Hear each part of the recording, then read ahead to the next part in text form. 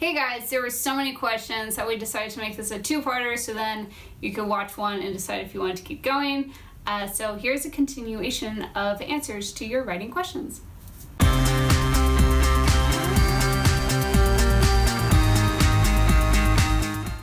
So one person said, I seem to have trouble finding an ending for a fantasy book I am planning for. Any suggestions that could help? Go back to planning. I would let it sit.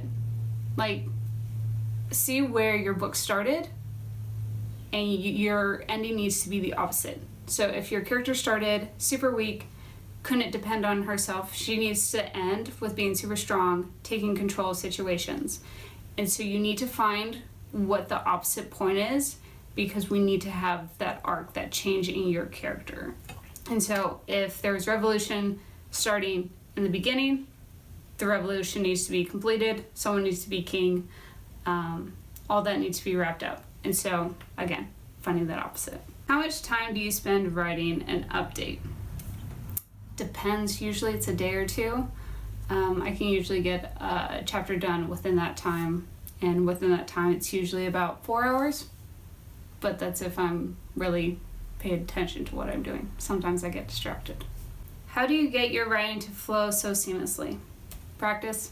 I've been writing now for about 4 years and finally found a rhythm the last 2 years, but it's just sitting at it, doing it over and over again, and you're going to find it. You make habits.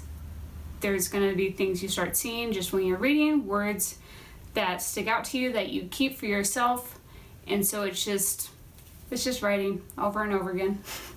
Hi, I was wondering how you got the courage to post your story on Wattpad. Because I had support from my sister, and so I knew that even if no one liked it, I had my sister supporting me and she liked it, and that's all that mattered. And so it's finding that one person in your life that can just be the cheerleader, that can just encourage you no matter what, so that even if people don't like it, there's one person that does and that keeps encouraging you to keep writing, and that's the most important part, is to keep writing. How do you decide if a story should be first person or third person?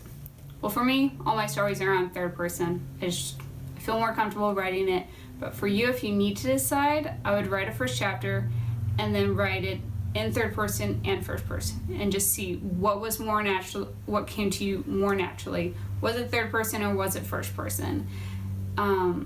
That's usually how other writers decide if a book needs to be third or first person. Best way to develop a character. This one I would just go through and interview them. What's their favorite color? What do they do when their parents aren't home and they're just in their room? What is their favorite sport? Do they like sports? Are they into politics? It's just taking time to just write down any question that you would want to be asked to you and asking your character, and just seeing how they show up. When and how to describe a character's appearance. This one's tricky, but definitely suggested doing it in the first chapter, so then moving on, your audience will know what they look like. Do not do it in a mirror. Don't have your character stand in front of a mirror. Just don't. I'm serious. Do not do this. It is such a cliche, but you can have it people reflecting. So if you're writing first person, which I don't, but you can say, my sister had blonde hair. It was different than mine because mine was more of a muddy blonde. I was jealous of her gray eyes, where mine were a silvery blue, though I don't know why you'd be jealous of hers. But you can use reflections of people's appearance and your appearance.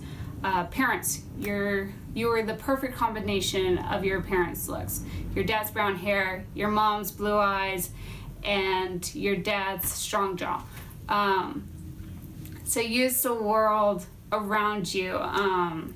You're walking through the halls and you didn't know how people regarded you. You didn't see yourself as anything worth looking at. But what did they see? A brown-haired girl with cinnamon eyes and a slim figure.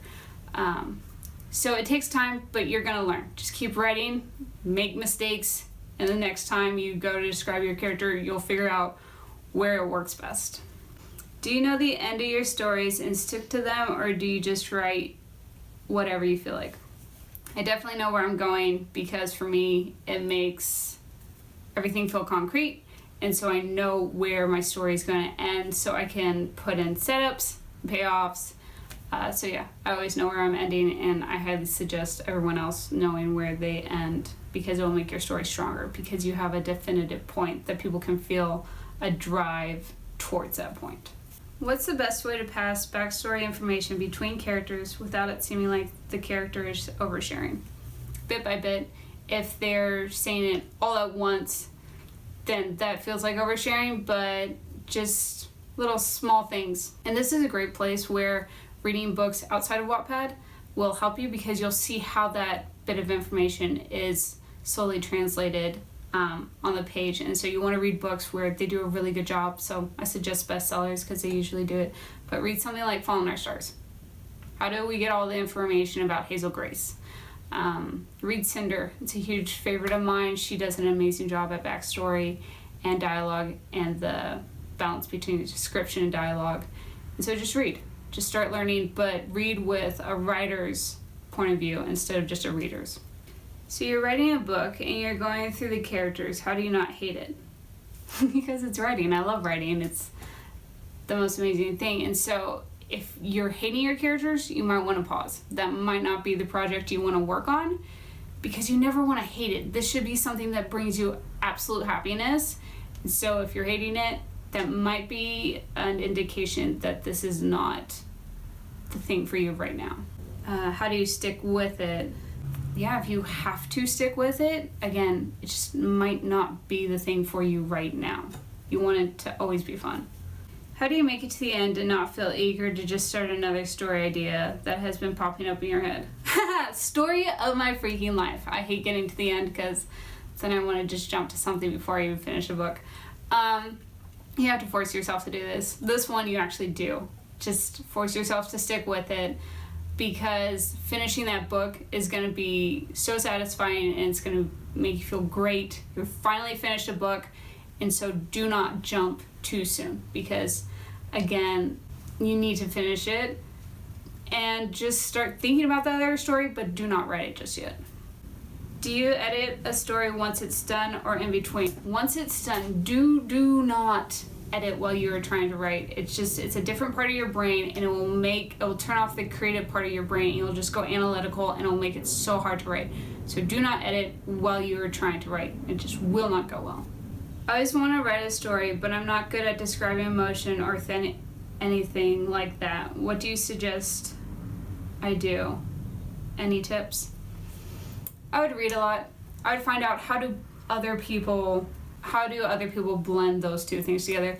Again, I would go with the book Cinder by Marissa Meyer, and I would take a pencil. What does she do? How does she describe emotions and character traits and action? I've actually learned a ton from her. I actually have a copy where I've gone through it in pencil and underlined, just so I'm learning from one of the best. So yeah, I highly suggest doing that. How do you know if people are going to like your book or not? Unfortunately, there's no guarantee. I'm sorry, I wish that there was, but there's not. What you should be focusing on is, does this make you happy? If it makes you happy, write. That's all that's important. I have too many ideas, and they're starting to look alike and to happen in the same universe as some others. How do I fix this? Does this happen to you? Focus on just the one storyline. If you just have one book, just focus on that and let all the other ideas just sit. Because once you get to them, you can fix whatever is happening with them that they're starting to look like your other ones. And writing in the same universe is totally fine. I have a couple books that I write all in the same universe because I like that. I like knowing that there are other characters out there doing their own thing. But just stick with one book first, and then you can deal with the problems of the other characters looking the same by going and learning more about those characters. I'm curious about how you plan what you're going to write. I'm really bad at that part. Again, it just goes back to the 7 plot points. Just taking time to just figure out the arc of your story. And it's not the most fun part of writing, but it's definitely a necessity. How do you stay focused throughout the writing process? The drafting and redrafting, because sometimes the characters are not just there yet. I would take breaks between redraftings. So I would write it, set it aside for a month and do something else, because you want to go back to it with fresh eyes that you're seeing exactly where you went wrong, what wasn't flushed out enough. If you're redrafting right after you wrote, it's all too fresh. So just give it space and go do something else, and then you can come back to it. Okay, that's it. Thank you so much for asking your questions. I had a blast answering them. If you ever have any more, just let me know, and I can always answer them in the comments. Thanks for watching.